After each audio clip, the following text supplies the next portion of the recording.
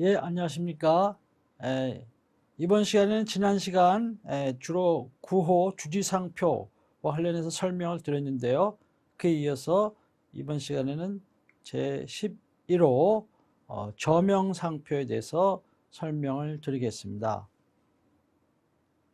상표법 제34조 1항 11호에 보면은 수요자들에게 현저하게 인식되어 있는, 이렇게 돼 있죠.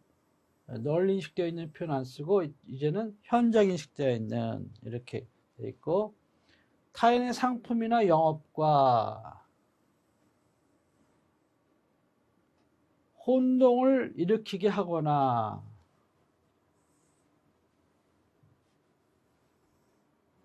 그 식별 또는 면성을 손상시킬 염려가 있는 상표, 이렇게 되어 있어요. 그러니까 수요자에게 현저하게 인식되어 있는 저명한, 이런 말입니다. 또 타인의 상품이나 영업과, 이렇게 되어 있죠. 상표라는 말이 표현이 없죠. 그러니까 상표의 사용으로 인해서 이렇게 상품의 영업, 상표나 상품 영업이 이제 저명하게 될 수가 있잖아요. 그런 것과 이제 혼동을 일으키게 하거나, 이렇게 돼 있죠. 그런데 이거 보세요. 동일 상표에 있어서 동일 유사 혼동, 이렇게 돼 있어요. 그러니까 동일 유사 혼동이니까는 유사하지 않더라도 혼동이 있을 수가 있는 거예요. 혼동은 동일 유사하면 당연히 이제 혼동이 일어날 가능성이 높으니까 그 범주 내에 들어간다고 볼 수가 있는데, 혼동 그러면은 유사하지 않더라도 혼동이 일어날 수 있다. 그러니까 저명상표와 유사하지 않더라도 혼동이 일어날 수 있으면 여기에 해당될 수 있다, 이런 얘기입니다. 그래서 종례는 이렇게 영업과 혼동을 일으키게 할 염려가 있는 상표하고 끝났어요. 근데 그 위에 법이 개정이 돼 가지고 그 식별력 또는 명성을 손상시킬 염려가 있는 상표, 이걸로 이제 나중에 설명해 다일루션, 이렇게 얘기하는 희석화 방지 조항인데, 저명상표의 식별력이나 이런 것을 이제 희석화시키, 물 탄다는 얘기죠. 그래서 그런 경우 이제 그래서 손상을 입히는 그런 염려가 있는 상표도 등록을 안 해주도록 이렇게 되어 있습니다. 이걸 하나하나 이제 살펴보도록 하겠습니다. 입법 취지는 이제 혼동을 일으킬 염려가 있는 상표, 이것은 이제 혼동 이론을 법제화한 거예요. 혼동. 그러니까는 저명상표라고 하는 건 뭐냐? 여러분 저명상표 정의에 대해서 한번 써봐라. 당연히 2차 시험에 그렇게 쓸 수 있는지를 테스트하죠. 그러면 이 표현을 써야 돼요. 당해 상표에 관한 거래자 및 소유자뿐만 아니라 키워드는 뿐만 아니라 이종 상품이나 이종 영업에 걸친 일반 수요자 대부분에까지 알려진 상표, 이것이 저명상표예요. 키워드는 이종 상품이나 이종 영업의 분야의 수요자들에게까지도 현저하게 알려진 그런 상표, 그것을 저명상표다라고 한다는 것입니다. 그래서 이런 상표의 등록을 배제해서 출처운동으로부터 수요자 이익을 보호하기 위한 그런 공익적 성격이 강한 규정이에요. 예? 그렇기 때문에 이거는 뭐야? 추측하면 제척기간이 없겠죠?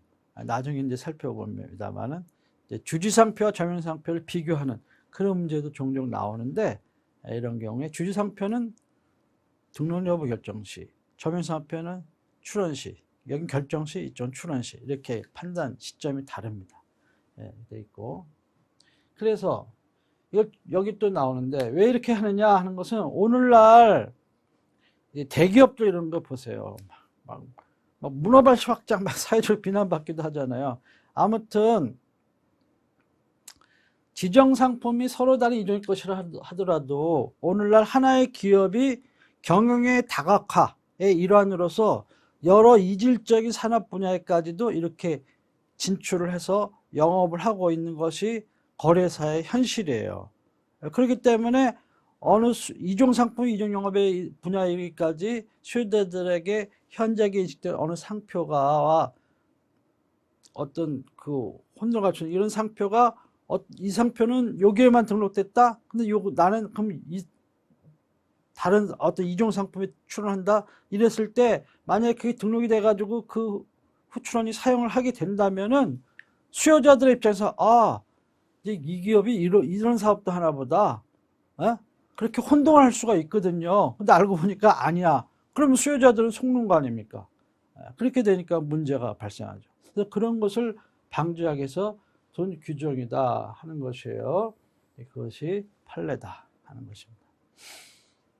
두 번째는 식별력을 훼손시키거나 그런 등의 경우인데, 이거는 오인운동 우려가 없다 하더라도 그 저명사 식별력이나 명성을 손상시킬 염려가 있는 경우, 그런 경우에도 등록을 거절해야겠다 하는 것이에요. 그래서 이거는 이제 키워드가 오인운동의 우려가 없더라도, 잘 생각하시고 이 말을 꼭 쓰셔야 돼요. 오인운동 우려가 없더라도 이렇게 식별력이나 명성을 손상시킬 염려인 경우에는 등록을 거절해서 상표에 화체된 embodied, incorporated 뭐 여러 가지 영어로 표현되는데 거기에 체화된 상표에 축적되기 쌓였다 이런 얘기예요. 쌓여된 재산적 가치를 보호하기 위해서 둔 규정이다 하는 것입니다. 그래서 이것은 저명상표, 이런 11호의 저명상표는 주지상표의 경우와 마찬가지로 이제 상표 등록 여부를 묻지 아니하죠. 묻지 아니하고 이제 먼저 사용했다는 이유만으로, 그래서 저명하게 됐다는 이유만으로 그 사람을 보호해 주는 거예요. 출원 안 했다 하더라도. 그러니까는 갑이 후출원이다. 출원했다, 아니 후출원이 아니고 출원했다 해도 의뢰 선사용 저명상표 있다 그러면 등록이 안 되는 거죠. 선출원에도 불구하고 등록이 안 돼. 왜? 선사용에 저명상표가 있어, 타인에. 그런 이유로. 그렇기 때문에 이건 선출원주의의 예외다 이렇게 하는 것이고, 그 다음에 저명상표에 등록도 안 했는데 뭐야? 상표 하나의 상표권으로 실질적으로 인정해 주는 거죠. 보호해 주는 거죠. 그렇기 때문에 이것은 그 등록 여부에 관계없이 사용사실에 기초해서 상표권의 발생을 인정해 주는 거기 때문에 사용주 요소를 가미한 것이다 이렇게 할 수가 있어요. 오로지 등록주의라면 아무리 유명해도 등록 안 했으면 넌 보호 안 해줘. 이렇게 되면 그건 등록주의 원칙 철저히 관철하는 거죠. 근데 그렇게 되면 또 등록주의는 등록주의 나름대로의 장단점이 있고 사용주의는 사용주의 나름대로의 장단점이 있거든요.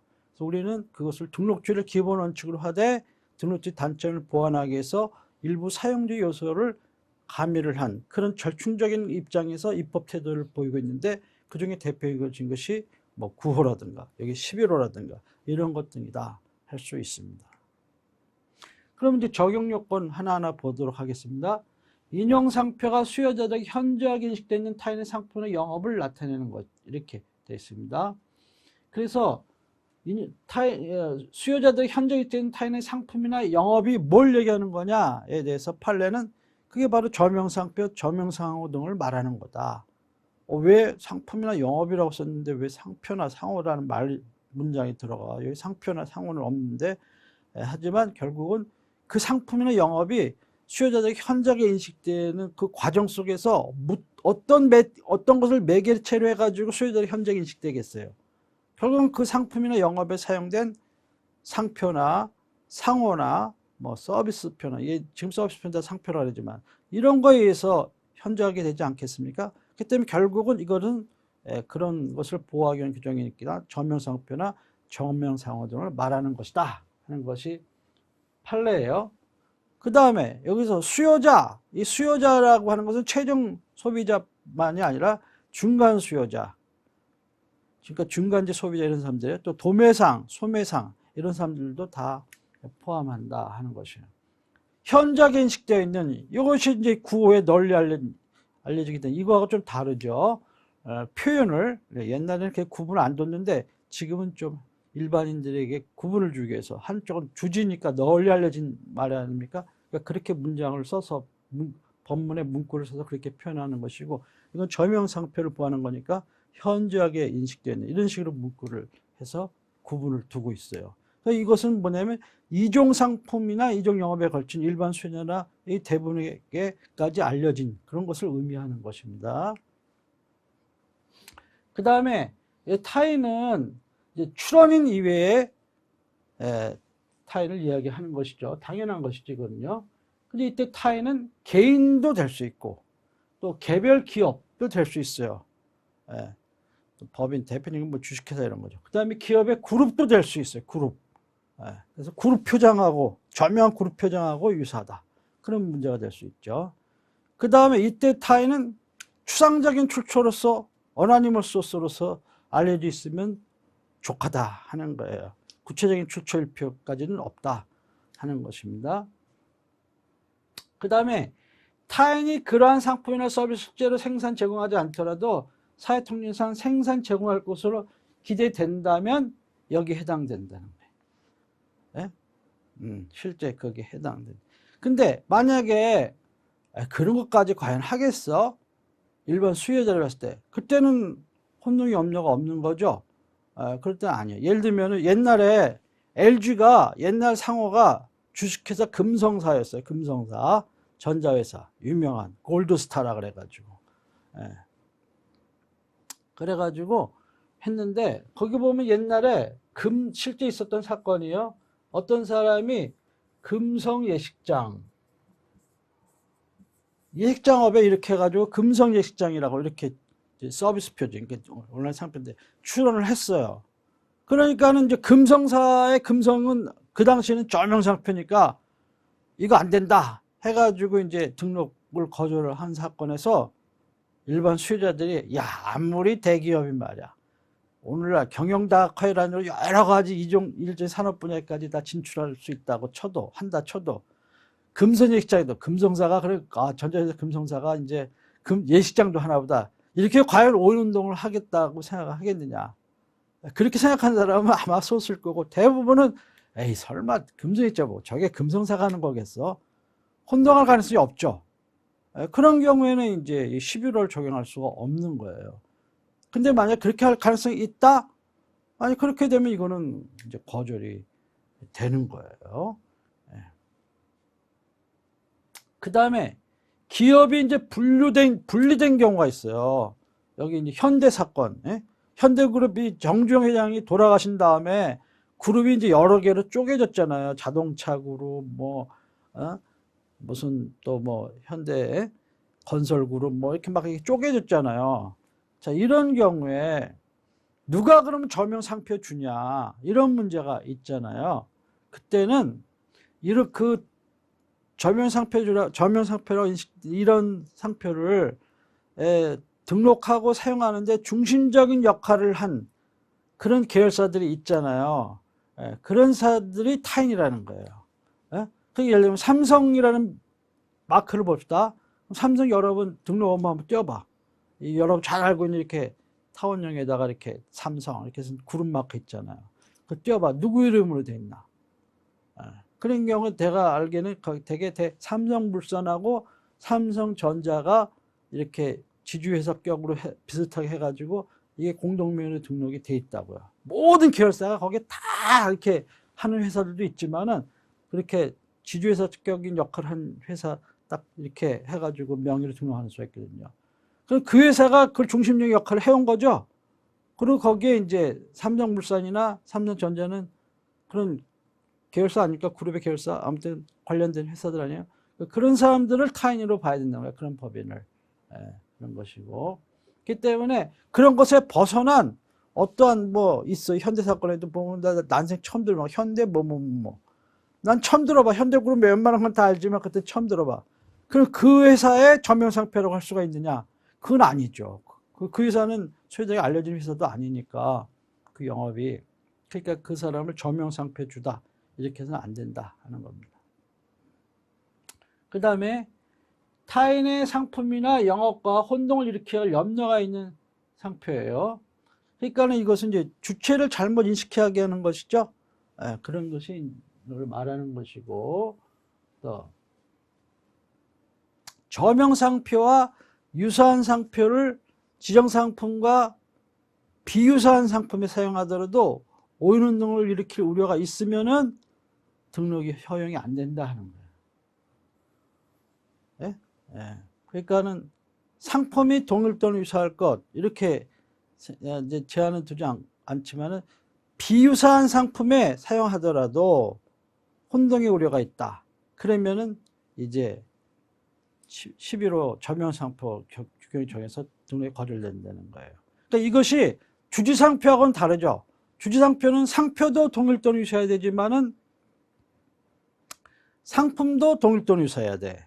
근데 저명상표는 나중에 설명드린 상표도 동일돈 유사할 걸 요건으로 하지 않고 아무튼 상품도 동일돈 유사할 걸 요건으로 하지 않아요.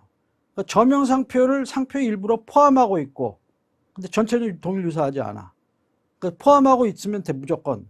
그 다음에 막 상품이 동일돈 유사하지 않더라도 비유사 상품이라도 아무튼 결론적으로 거기다 쓰면 오운운동을 야기할 우려가 있어. 그렇게 되면은 이제 11호에 해당해서 등록이 안 된다 하는 이야기입니다. 근데 아까 제가 금성 예식장 사건에서 말씀드린 것처럼 오인운동을 일으킬 우려가 만약에 없다면 어떻게 되느냐. 업종도 다른데 오인운동을 일으킬 우려도 없다. 그러면 뭐예요? 11호를 적용할 수는 없다 그랬죠. 네, 그렇게 되는 것입니다. 그 다음에 아까 여기 말씀드린 그러한 이야기입니다. 금성 예식장 사건 아래와 마찬가지예요.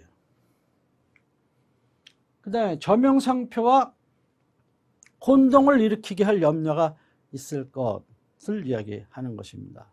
그러니까는 그 당의 상표 수요자가 그 상표로부터 타인의 저명한 상표나 그 상품 또는 영업 등을 쉽게 연상하여 출처에 혼동을 일으켜야 할 염려가 있는 경우를 말한다 하는 거예요.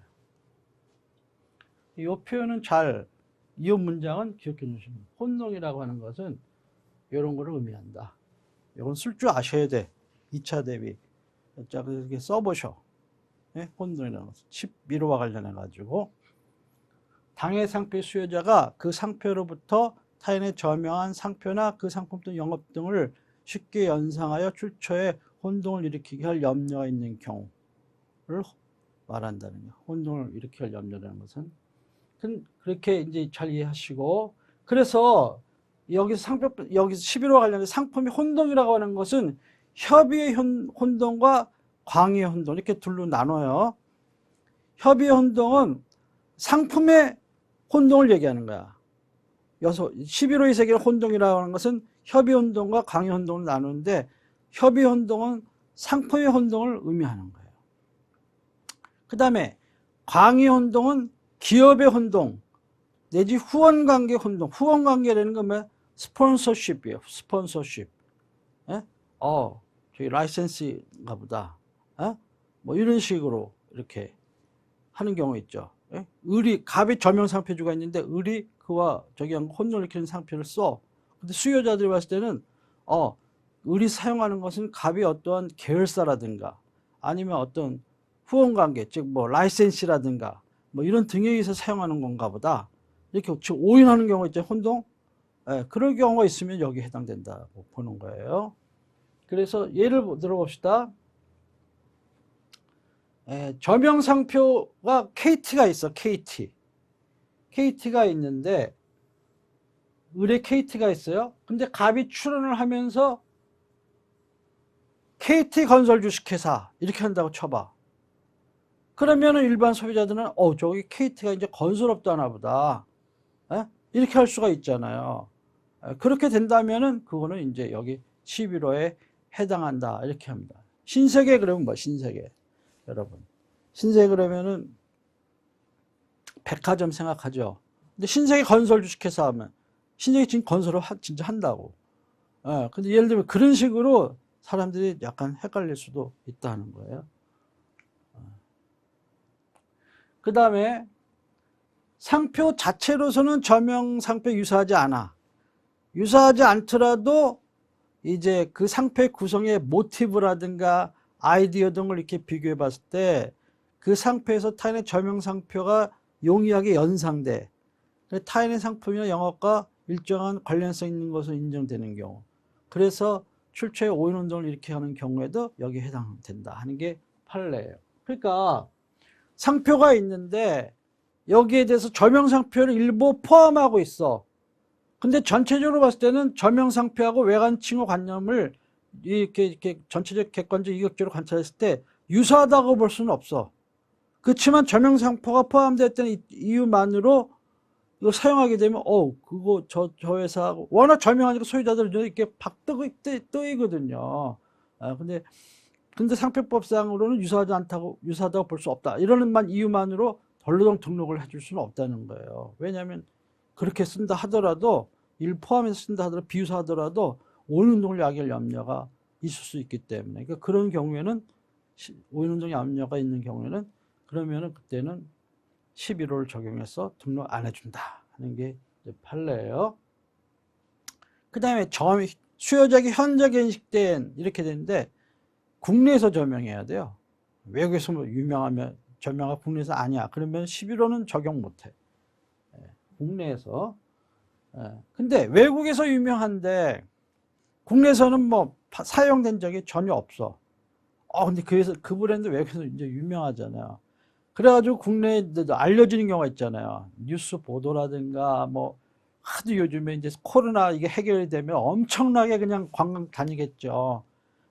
외국에 때 거기 그거 유명한 거야. 다 갔다 온 사람마다 야 거기 그 유명해. 입소문 타고 또 유명해질 수도 있는 거 아니에요. 아니면 블로거들이라든가 인터넷 댓글이라든가 뭐 인터넷 뉴스라든가 이런 거 통해서 알려줄 수 있는 거고. 그러면 그때는 이제 국내에서 저명한 것으로도 볼 수 있다 하는 것입니다. 심사기준의 얘기. 근데 인용상표가 세계 여러 나라에 등록됐다. 뭐 100여 개 국가에 등록됐다. 뭐 그렇게 해요. 글로벌 브랜드 전략으로 이제 그렇게 한다고. 우리나라도 지금은 이제 많이 해외 등록을 하니까 옛날에는 뭐 그냥 시장이 우리 브랜드가 별로 없었기 때문에 남의 거 그냥 OEM 해가지고 만들어 주는 거지 우리 브랜드가 별로 없었을 때는 외국 등록이 많이 앞섰지만 지금은 뭐 K-팝, K-푸드, K-컬처 막 이런 식으로 해가지고 엄청나게 나가니까 이제 등록을 많이 해요. 근데 외국도 또 미국이나 유럽, 일본 기업 중심으로 여러 나라에 등록을 한다고. 이런 경우에 나 세계 이만큼 나라에 등록을 했기 때문에 오랜 전부터 이렇게 쫙 등록했기 때문에 저명의 상표 아니냐 이래가지고 증거를 내는데 그 사용 실적도 아니잖아. 등록 실적이지. 뭐 사용했어? 그래서 저명했어? 그건 아니잖아. 그러니까 세계 여러 나라에 등록됐다고 해서 저명상표라고 단정해서는 안 된다 하는 거예요. 그리고 저명상표인가의 여부를 판단함에 있어서는 그 상표의 사용, 공급, 영업활동의 기간, 방법, 태양 및 거래 범위 등을 고려해서 거래 실종 또는 사회통신상 널리 알려져 있느냐 여부를 일응의 기준으로 삼아야 한다 하는 것이 판례예요. 요 문장 여기서부터 여기까지는 쓰실 줄 알아야 돼요. 잘 기억해 놓으셔서 평상시 연습을 많이 하십시오. 저명상표 여부 판단 기준을 쓰고 어떤 사안이 있으면 저명상표 인지 여부가 쟁점이면 저명상표 의의 쭉 쓰고 저명상표 여부는 인지 여부는 이런 기준을 판단한다. 이런 걸 봤을 때 이 사건 이 사안에 있어서의 상표 이거는 이래서 저명상표다 아니다로 봐야 된다. 이렇게 얘기를 쓰셔야 되는데 그때 저명상표 의의를 제대로 쓰는지 판단 기준을 제대로 쓰는지 이래야 되는데 이 판례 문장을 그대로 쓰면 아주 좋은 점수를 받는 거예요. 그렇지 않고 지가 막 생각해서 버벅버벅 쓰면은 좋은 점수를 받을 수가 없어. 그래서 이런 거는 키워드를 잘 잡아서 외우셔야 돼, 이 문장. 그 다음에 주의사항 저명성은 꼭 전국적일 필요는 없어요. 일정 지역에서 저명하다 그러면은 당연히 이것은 저명상표에 인정해줘요. 왜냐, 그거 충돌되는 상표에 등록되면은 거기랑 그 지역에서는 적어도 충돌될 거 아니야. 저명상표하고. 그렇게 되면 복잡한 문제가 발생하잖아요. 그러니까는 전국적일 필요는 없다. 그 다음에 두 번째, 세 번째, 또는 저명상표의 식별력 또는 명성을 손상시킬 염려가 있는 것. 이렇게 되어 있어요. 이거는 이제 저명상표의 희석화, 즉, 다일루션이라 그랬죠.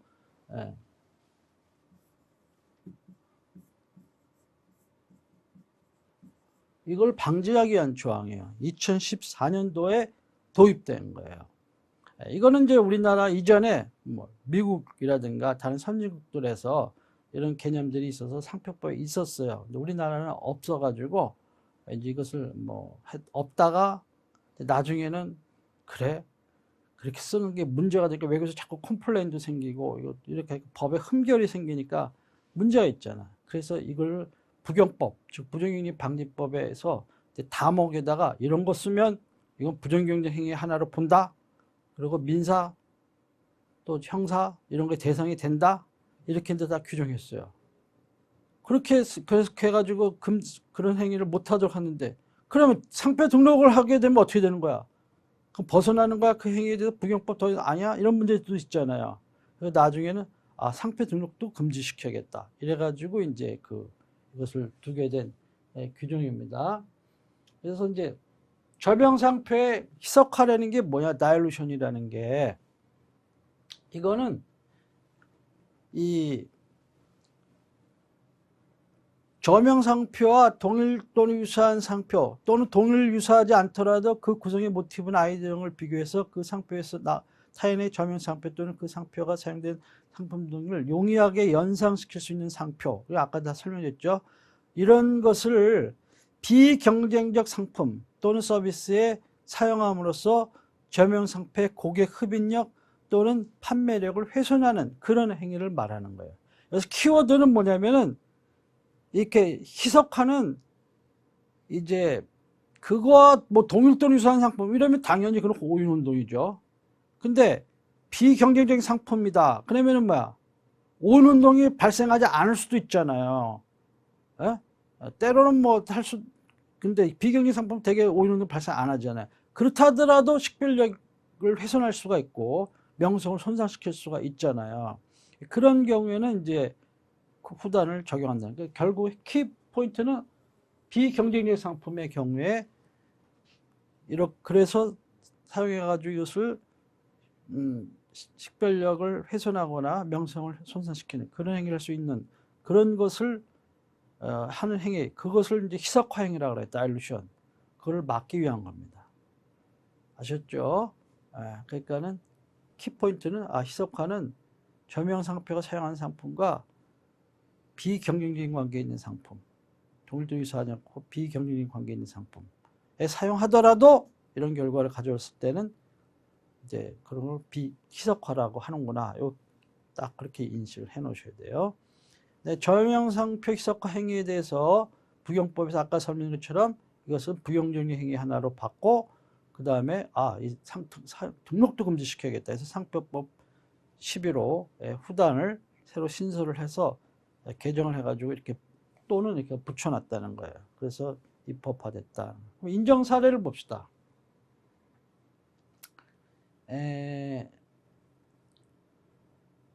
인용상표가 출원상표가 아웃백이야.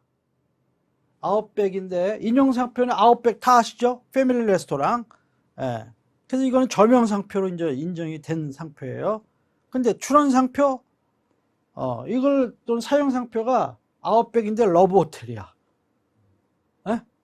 그러면은 패밀리 레스토랑하고 러브호텔은 완전히 비경쟁적인 분야잖아요. 동일 또는 유사라고 볼 수도 없고. 근데 이제 어떻게 됐어요?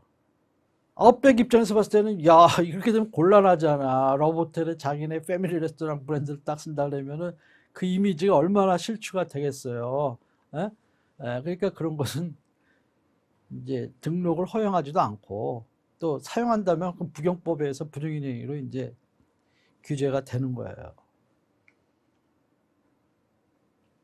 그 다음에 그래서 비유사 상품 또는 영업적인 사용함으로써 혼동의 염려는 없다 하더라도 저명사 식별 또는 명성 손상시킬 염려가 있는 경우에 적용 가능하다. 그랬잖아요. 혼동의 염려가 없다 하더라도 이 말을 꼭 써야 돼. 혼동의 염려가 없다 하더라도 이렇게 돼가지고 이걸 손상시켰다? 그러면은 11호 후단이 적용된다 하는 거예요. 그래서 식별력을 손상시키는 예시를 봅시다. 지정상품을 피한으로 해서 코닥 이렇게 출원했어. 코닥은 원래 카메라 필름으로 굉장히 유명한 어떤 브랜드인데 유명한 브랜드. 이것을 지정상품을 누군가가 피아노 이렇게 해가지고 출원하게 되면은 필름하고 피아노하고는 아무런 관련이 없는 비경쟁적인 상품이잖아요. 근데 코닥은 조상표도 식별력이 아주 강하고 저명상표인데 이런 거 등록을 허용하게 되면은 자꾸 식별력이 훼손되겠죠. 코닥 피아노 이런 게 나온다고 쳐봐. 그럼 코닥 초콜릿 또 병은 코닥 초콜릿이라 그러고, 예? 누구는 또 뭐, 정은 뭐 코닥 닭고기 이런 식으로 한다고 쳐봐요. 그럼 코닥이라는 게 뭐야? 점점 식별력이 좁아지는 거야, 이렇게. 예? 그래서 이제 훼손이 되는 거죠.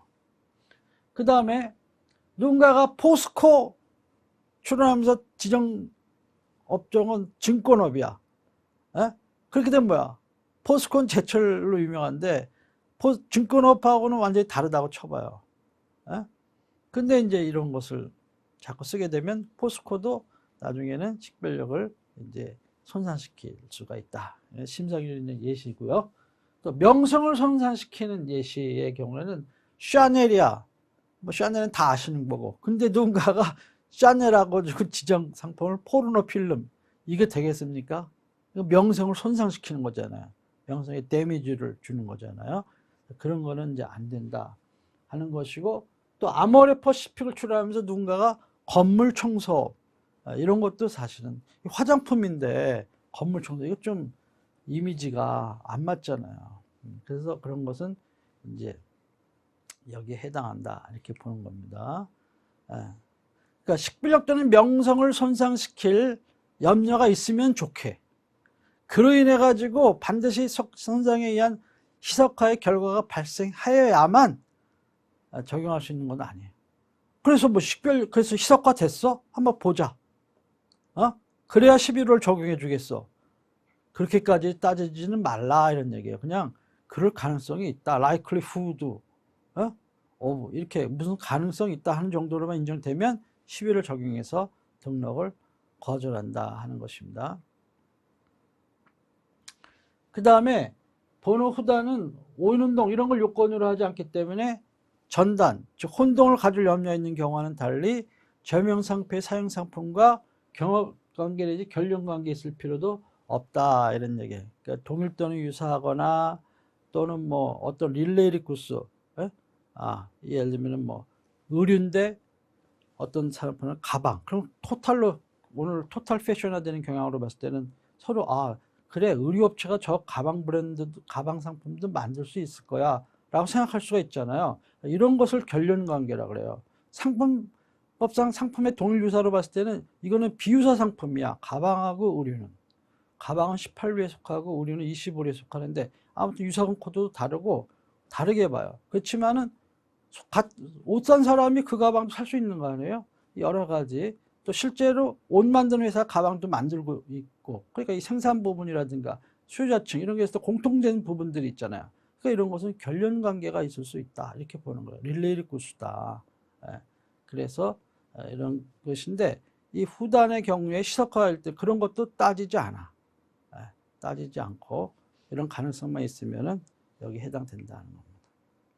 그래서 다시 살펴보면 저명상표 희석화는 이제 시석화를 다시 또 둘로 나눠 본다면 상표의 약화, 그래서 블러링이라고 하고 상표 손상, 타니시먼트. 영어는 쓰실 필요 없어 답안에. 답안 쓰실 때 그냥 한국말로만 쓰시면 돼. 그냥 이런 게 전문 용어 있다는 거 아시면 나중에 이 분야 변리사가 돼가지고 일을 하실 때 편지를 쓴다든가 외국 클라이언트한테 편지를 쓴다든가 아니 원서를 읽어서 공부를 하신다든가 할 때 쉽게 이해하려고 이제 설명을 드리는 거예요. 그러니까 상표 약화라는 것은 저명 상표의 단일성, 즉 일반 소유자 사이에 인식되어 있는 상표와 상품 간의 연관관계 있는 단일성을 약화시키는 것을 말해요. 이 식별력을 이제 약화시키는 경우가 이제 이런 문제가 발생하죠. 원래 코닥 하면 딱 하나, 그 코닥 필름 회사 이게만 생각을 해야 되는데 자꾸 뭐 코닥 뭐가 나오고 뭐 코닥 뭐가 나오고 이러면 뭐야 소비자들이 이거는 품목마다 이거는 이거고 이거는 여기고 이건 여기고 막 이런 식으로 해서 단일성이 깨지잖아요. 그러니까 상표를 약화시키는 행위를 하는 거죠. 그건 안 된다는 거. 시석화 행위로 본다는 거죠. 상표 손상이라는 것은 이제 저명상표 열등한 제품이나 불건전하거나 유쾌하지 못한 그런 제품이 사용함으로써 그 저명상표에 체화되어 있는, 즉 화체되어 있는 그런 명성이나 신용 등을 훼손하는 것, 그런 걸 말해요. 명성은 reputation이야, reputation, 명성. 신용은 뭐야? goodwill. goodwill. 이 굿윌을 뭐라고 번역할지 몰라가지고 뭐 굿윌 이렇게 하기도 하는데 그냥 쉽게 신용이에요. 신용. 영업상의 신용을 굿윌이라고 한다. 이렇게 생각하시면 돼요. 이것을 훼손하는 행위를 말한다 하는 것입니다. 근데 여기 11호의 후단에 있어서의 손상이라고 하는 것은 말은 손상이라고 썼지만 여기 상표 손상, 상표 약화했지만 단어는 손상이라고 썼지만은 실제는 상표 손상뿐만 아니라 상표 약화 이런 경우도 다 포함하는 것이다 하는 것입니다.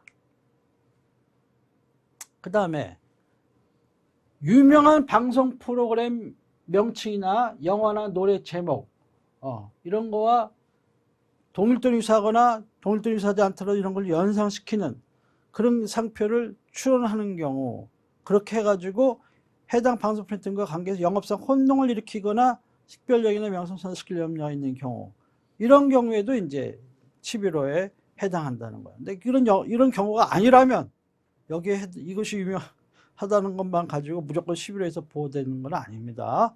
이 요건을 갖춰야 된다는 것이죠. 그 다음에 저명성 표현가의 여부. 요것도 이제 아까 설명드렸죠? 이 판례는 잘 기억해 놓으셔야 돼. 저명성 표현가의 여부는 그 상표의 사용, 공급, 영업 활동의 기간, 방법, 태양 및 거래 범위 등과 그 거래 실적도 사회 통신상 객관적으로 널리 알린 여부를 이릉의 기준으로 한다. 이릉의 기준은 프리마 파시에라고 그래요. 이릉의 기준. 네? 라틴어로 해서 나온 프리마 파시에. 네? 그러니까 이렇게 해서 이름 그렇게 추정한다는 거예요. 추정한다. 저명상표로. 그러니까 반대되는 쪽은 상대방은 그걸 깨려면 또 반대되는 증거를 내면 돼. 이래서 이건 저명상표 아니다. 이렇게 할 수 있는 거고. 그 다음에 이제 해당 상표를 직접 상표나 영업에 사용한 사실이 없다 하더라도 광고에 의해 가지고 저명될 수도 있잖아요. 그런 경우에는 이제 저명성을 인정한다 하는 것이고요. 그 다음에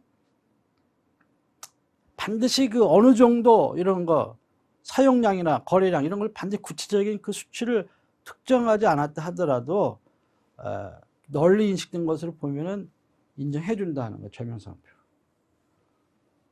그러니까 뭐를 얼마나 어느 기간에 뭐 100만 개를 팔았다는 건지 50만 개를 팔았다는 건지 또 매출액이 얼마인지 이런 자료가 없지 않느냐.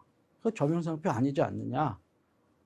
그럼 저명상표주 입증하기 위해서 여러분 매출액 자료를 다 내보내고 뭐 어디서 팔았니 영업망도 다 자료 내고 이렇게 여러분 좋아하겠어요? 영업비밀인데. 그러니까 되게 그냥 이렇게 광고를 했고 이렇게 많이 알려져 있고 이런 언론 보도 자료 이런 게 주로 많이 된다고. 그것만 그런 것 주로 위주로 내고 이렇게 판매되는 몇 개 일부 어느 정도 이렇게 자료 적절하게 해가지고 이렇게 내면은 인정을 해줘요. 그걸 다 철저하게 막 얼마나 자료가 많아. 그래서 그러나 뭐 최악의 경우에는 내야 되면 또 내야 되는 수도 있을 수 있죠. 그 다음에 또 의뢰한 선정 광고의 구체적인 내용이 확인되지 않는다고 해가지고 저명상표 판단을 가볍게 배척해서도 안 된다는 거예요. 그러니까 자 어느 신문에 어느 방송에 몇 월 며칠자 언제 광고를 의뢰했어, 얼마 광고비를 줬어, 어느 프로그램이 몇 타임에 뭘 했어, 몇 회 했어, 뭐 이런 구체적으로 다 입증을 이제 하면야 좋지. 그러나 그 광고된 내용들 있잖아요. 몇 며칠 날 이런 거 쭉 대표적으로 예를 들면은 어느 기업이 10년간 광고했다. 그 10년 광고자를 다 내. 어떻게 내? 몇 트럭 몇 채도 될걸요. 그렇게 되면은 그러니까 그 중에 대표적인 거 이렇게 한 거 이렇게 이동저면 이런 매체 이동저 했으면 충분한 거지. 이동저만 입증하면 된다는 거예요. 그 구체적으로 다. 근데 실제 해보면은 이 경험이 많지 않은 분들도 있어 가끔. 이런 경우에 그런 분들은 재판하는 기관이라든가 또 대리인도 마찬가지 또 당사자 성격이 또 이제 꼼꼼한 사람도 있겠죠. 그냥 이걸 다 내라 그래. 성명을 다 내라 그래고 다 내라 그래고 또 내는 사람도 있고 막 꼼꼼하게 그런 사람도 있어요. 그러면 좋아. 그러나 그렇지 않더라도 인정을 해왔다는 걸 이제까지 대법 판례가 하는 것이고. 그 다음에 저명기업이 수개상표를 갖고 있다. 뭐 그는 주지상표에 잠깐 설명이 비슷한데, 그러면 그게 전부 다 저명상표냐? 그건 아니죠. 그건 아니지. 그 문제되는 상표가 실질적으로 기업이 저명하다고 그 기업이 쓰고 있는 거 다 저명해? 그건 아니잖아. 실제로 그 문제되는 상표가 정말 저명한지는 이제 저명상표 판단 기준이 있잖아요. 그거에서 하나하나 따져가지고 저명했느냐를 판단해야 된다는 것이다. 그 다음에 외국에서 저명한 상표라 그래서 곧 국내에서 저명한 건 아니죠. 그래서 그것은 이제 국내에서 어떤 경위를 거쳐서 그 외국 상표가 그럼 저명해졌는지를 판단해야 되는 거지. 국내에 뭐 신문기사에 소개됐거나 뭐 여러 차례 한 10회, 20회 정도 기사로 나왔다. 그 정도 가지고는 잘 인정 안 해줘. 그러고, 그건 댄스인데. 그 다음에 특허청이 상표 단속 결과 부정 사용되는 사례가 다수 발견된 사실이 있었다. 이 짝퉁으로. 그래서 이동조로 유명합니다. 근데 그런 사실만으로서 이거 저명 상표다 이렇게 단정할 수는 없는 거예요. 이것은 그냥 하나의 참고 자료고, 아까 얘기한 것처럼 인지 여부는 구체적으로 사용을 어떻게 해왔는지, 어떻게 광고 어떻게 해왔는지 이렇게 해가지고 유명했냐 이런 걸 따져야지.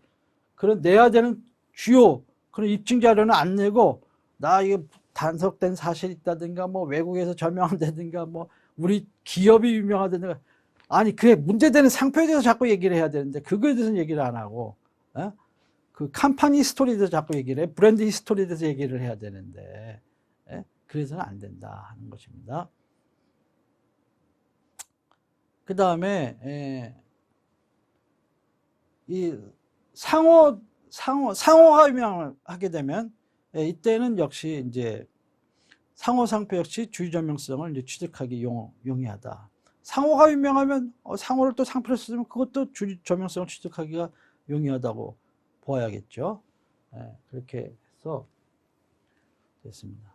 이것도 저명 상표뿐 아니라 저명 상호에까지도 적용되는 규정이다. 주지상표도 주지상표뿐만 아니라 주지상호에도 적용한다 그랬지 않았습니까? 그 다음에 타인의 저명상표와 결합한 상표에 대해서는 그 저명한 상표 부분이 그 출원상표의 요부에 해당하지 않고 부기적인 부분에 해당한다 하더라도 이제 오인운동 염려가 있거나 뭐 식별력 손상 등 희석화할 염려가 있다든가 이러면은 이제 여기에 해당한다는 거예요. 즉 얘기해서 상표가 동일 또는 유사할 걸 요건으로 하지 않는다. 동일 또는 유사하면 당연히 여기에 해당될 가능성이 높죠. 그러니까 동일 또는 유사하지 않고 그냥 일부의 부기적인 부분으로 포함되어 있다 하더라도 저명상표를 포함하고 있어서 그 결과 오인운동약이라든가 희석화 그런 가능성이 있다. 그러면은 이제 본어를 적용한다 하는 것이에요. 그 다음에 이거는 이제 주로 상표에 관한 것이지만은 타인의 업무 표장에도 적용된다 하는 것이. 그러니까 업무 표장이 굉장히 저명해. 그러면은 이제 그거하고 또 이제 혼동을 가져오려면 있다든가 식별 손상시킬 수 있다. 그러면은 또 이제 여기에 해당될 수가 있다. 왜냐하면 업무 표장권자도 주된 업무는 물론 비영리 업무죠. 그렇지만 그 업무를 달성하기 위해서 돈이 필요할 거 아니야. 그 돈을 충당하기 위해서 일정한 범위 내에서는 부수 업무로서 뭘 하거든. 대학을 봅시다. 대학 그래 비영리 업무를 한다고 쳐봐. 그러면 재단에 그런 재원을 충당하기 위해서 학생들한테 등록금도 받지만은 기숙사 임대업도 하는 거고 출판사도 만들어서 책 받아서 팔기도 하고 여러 가지 하잖아요. 그런 경우에 있어서 이제 혼동이 있을 수가 있거든요. 그걸 누가 모방을 해서 이렇게 한다면은 그러면은 이제 그렇게 될 수 있고, 또 그 대학교 이름을 또 이상한 룸사롱 간판에 쓴다고 쳐봐. 말이 되겠어요, 그게? 그걸 등록받겠다고 한다면 등록 허용이 되겠어요? 안 되지. 그래서 그런 거에 해당할 수 있다는 거예요. 그 다음에, 그래서 이제 저명하냐 아니냐를 어떻게 입증하느냐 하는 것은 사용한 식별력 입증 방법을 준용을 하는 거야. 그 별거 아니에요. 그냥 육하 원칙을 생각하면 돼. 언제, 어디서, 누가 무엇을 어떻게, 얼만큼 썼느냐, 하는 그걸 입증하면 된다는 거예요. 말은 이렇게 뭐 돼 있지만. 그 다음에 이 상표를 적용할 때는 이제 상표 등을 출원한 때에 인용 상표가 수요자들의 현저하게 인식되어 있어야 된다. 그러니까 주지 상표는 뭐야? 등록 여부 결정 시. 점용 상표는 출원 시야. 이게 또 다른 점이야. 그러니까 주지 상표는 제책 기간이 뭐야 또 있고, 점용 상표는 없고, 또 얘는 범위가 동일 또는 유사, 상품도 동일 또는 유사, 점용 상표는 상표도 동일 또는 유사하지 않아도 되고, 상품도 동일 또는 유사하지 않아도 되고, 이게 차이들이 있죠. 그건 나중에 뒤에서 또 일목요연히 설명합니다만은 이런 것이에요. 예. 그래서 이 출원시를 기준으로 하지만은 번호 규정이 타인에 해당하는지 여부는 등록 여부 결정시를 기준으로 한다는 거예요. 예? 그러니까 뭐야? 그 점용상표를 내가 사버려. 예? 아니면 내가 출원한 상표를 그 사람에게 줘. 이렇게 되면 적어도 이제 타인이라는 문제는 해결된 거 아니에요. 등록 여부 결정 시. 출원 시에는 타인이었다 하더라도 이때는 이제 등록 여부 결정 시를 기준으로 한다는 거예요. 그렇지만 점용하냐 아니냐는 것은 인용 표장이 그건 출원 시를 기준으로 해야 된다는 거예요. 예. 법에서 그렇게 돼 있고, 다만 이렇게 해서 타인이 아니냐는 것은 등록 여부 결정 시 기준으로 한다. 이거는 판례예요. 예, 판례. 알았죠? 이런 것은 객관식이나 뭐 이렇게 나오면 또 사례형으로 하면 조금 헷갈릴 수가 있어. 예? 이 필에만 딱 꽂혀가지고 출원시, 무조건 출원시, 무조건 출원시. 예, 이게 다르죠? 중요한 판례 잘 기억해 놓으셔야 돼요. 그 다음에 이게 점용상표와 혼동의 염려가 없다 하더라도 어떤 부정의 목적으로, 즉 점용사의 출표식 기준을 희석화시키기 위한 목적이나 이런 등으로 출원한 경우에는 이제 나중에 뒤에 설명드린 부정목적 출원상표의 경우는 13호를 함께 적용할 수도 있다 하는 거예요. 11호 후단도 적용하고 13호도 부정목적이 있다는 걸 하게 되면은. 근데 참고로 나중에 뒤에 설명드리다마는 13호 부정목적 적용하는 거는요, 거기서는 동일 또는 유사할 걸요. 상표가. 상표가 동일 또는 유사한 경우는 적용. 상표가 동일 또는 유사하지 않으면은 뭐야? 11호만 적용해야지 13호까지는 적용할 수가 없어요. 그게 또 다른 점이에요. 그 다음에 이제 11호의 규정에 위반하면 거절 이유 무유사이고, 아까 누차 설명드렸지만 제책기간이 없다. 이거는 왜냐? 공익적 보호 성격이 강하다. 수요자의 이익을 보호하는 측면이 강한 거예요. 상표법의 목적 중에 수요자 이익, 상표 사용자 업무상 신용유지, 이거보다도 더 상대적으로 이번에는 수요자 이익을 보호하는 측면이 더 강한 공익적 규정이기 때문에 제책기간을 두지 않고 있다 하는 겁니다. 점용상표 효력은 앞서 9호 때 주상표에 설명드린 주상표 효력하고 이제 많이 생각하시면 거의 비슷하다고 보시면 돼요. 우선은 뭐 등록금지적 효력이 있죠. 이 번호, 즉 11호에 의해서 등록금지적. 그 다음에 사용금지적 효력이 있어. 부경법 이제 2조 1호 가, 나, 다, 목에 의해 가지고 이런 행위를 하는 것은 이제 그 부정경쟁 행위로 봐요. 국내 널리 인식된 타인의 점용상표와 등록증을 사용하여 상품 취득을 혼동하게 하는 행위, 영업상 시설 또는 활동과 혼동하게 하는 행위, 그 점용상표 10별의 명성을 손상시키는 행위, 이런 것들은 다 부정경쟁 행위예요. 여기 해당하면은 부경법 제 4조에서 금지 청구권, 뭐 그 등에서 손해배상 청구권, 신용회복 청구권 인정되고 민사적 구제로서 또 18조에 의해 가지고 형사적인 제재도 가해진다 하는 거예요. 네, 추정적 효력이 있어요. 그래서 이것은 이제 119조 1항 1호에 하면 부정사용에 의한 상표 등록 취소 사유의 경우에는 고의로 플러스 변형사용 플러스 오인운동 야기 이거거든요.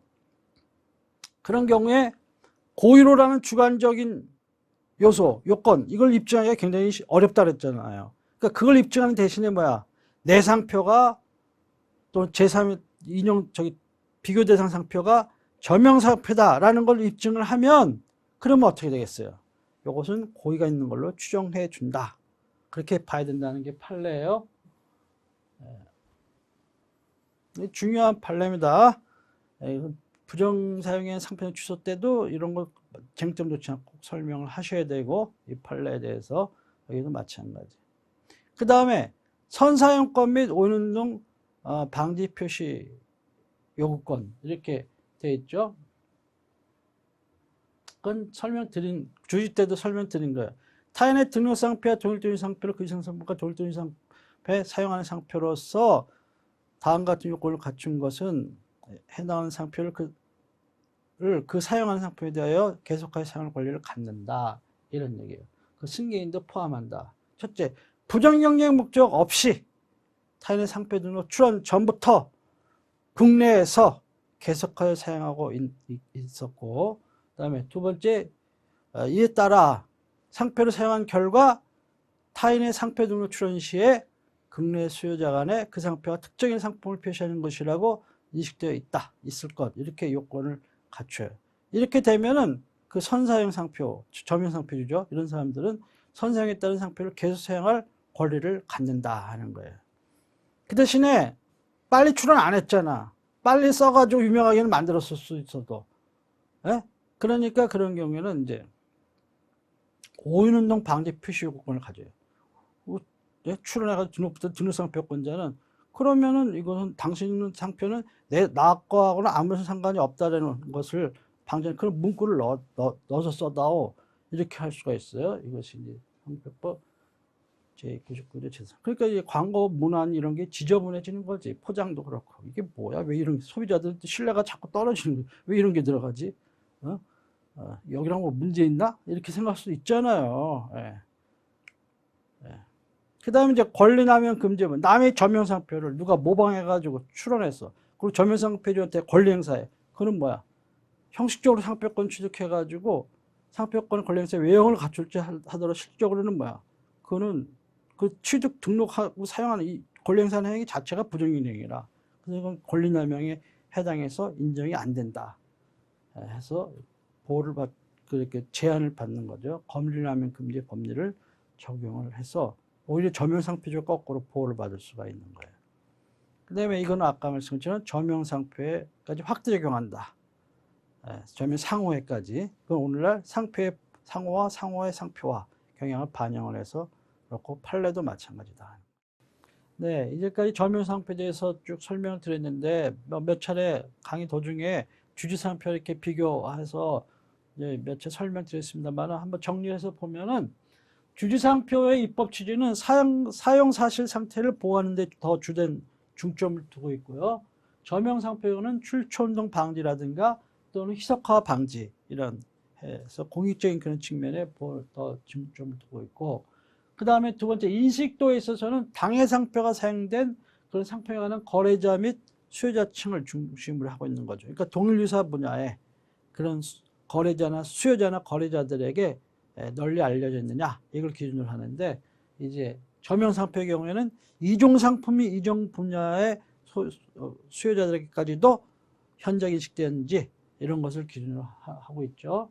그 다음에 이제 또 상품 이론 관련해서는 주지상표는 상품이 동일 또는 유사할 것 이렇게 요건을 하는데, 이종 상품의 경우에는 그렇지 않고 이종 상품 및 또는 이종 영업에까지도 확대해서 이렇게 보호가 되고 있고, 그 다음에 주지상표는 제척기간 5년이 있는데 반해서 점용상표는 없다 이렇게 돼 있죠. 그리고 주지상표는 동일 유사 상표의 등록을 배척을 하는 것이고, 점용상표의 경우는 동일 또는 유사 상표로 배척하는 건 당연한 것이고, 동일 또는 유사하지 않더라도 구성의 모티브나 아이디어 등을 비교해서 출연상표에서 점용상표가 용이하게 연상되어서 오인운동을 가질 염려가 있는 경우에도 등록을 배척하도록 이렇게 돼 있고, 그 다음에 판단 시점은 주지상표는 결정시인데 점용상표는 출원시다 하는 그런 것이 차이점이 있다 이렇게 정리를 해볼 수가 있겠습니다. 그 다음에 점용상표에 인정한 사례를 봅시다. 글자가 좀 작아서 잘 안 보실지도 모르겠습니다만은 국내 상표로서 우리 대법원 판례들이에요. 백설표, 아가방, 해표식용유, 현대그룹의 현대 이런 게 있고요. 외국 상표에서는 캐논, 샤넬, 또 도널드 닥, 월트 디즈니, 또 에스테로드 화장품의 에스테, 또 술, 헤네시, 또 에르메스, 또 MCM 가방 있죠. 또 미키마우스, 미니마우스, 또 나쏘, 테니스볼, 나이키, 또 오비 맥주, 오비, 옛날에 파카만 연필의 파커, 또 폴로, 스타크래프트, 토플, 월마트, 뭐 또 이 자크의 YKK, 뭐 이런 것들이 있고, 또 이 아디다스 마크, 도형 마크, 뭐 이런 것들을 예를 들었습니다. 부인한 사례, 저명상표 아니다. 심도직물 공업축회사 이런 거 아니에요. 설화수 화장품에 저명상표 아니야. 주지상표는 될 수 있을지 몰라요. 화장품에. 그러나 적어도 저명상표는 아니라는 거야. 원더브라 이것도 마찬가지. 이 브라자의 주지상표인 수는 몰라도 저명상표는 아니라는 거야. 근데 이건 좀 특이하죠. 이런 거. 벤츠, 도용, 이건 저명상표로 봐야 되는데 이상해. 아무튼 그 다음에 스타벅스도 마찬가지. 근데 이제는 저명상표로 봐야 되는 거 아닌가? 뭐 이거 허니버터칩, 이거는 뭐 주지상표일 수 있어도 저명상표 아니라고 한다. 이건 좀 이해 합리적이라고 생각하는데 이 두 사건은 조금 납득하기가 조금 어렵지 않나 생각하는데, 아무튼 그러나 대부분은 그렇게 봤다. 뭐 구체적인 사안으로 따져 들어가면 그럴 만한 사정이 있을 수도 있겠죠. 지금 와서 또 문제되면 또 달리 판단할 수도 있겠죠. 판단 시점이 그때 사건에 따라 달라질 수 있는 거니까. 지금까지 저명상표에 대해서 설명드렸습니다. 감사합니다.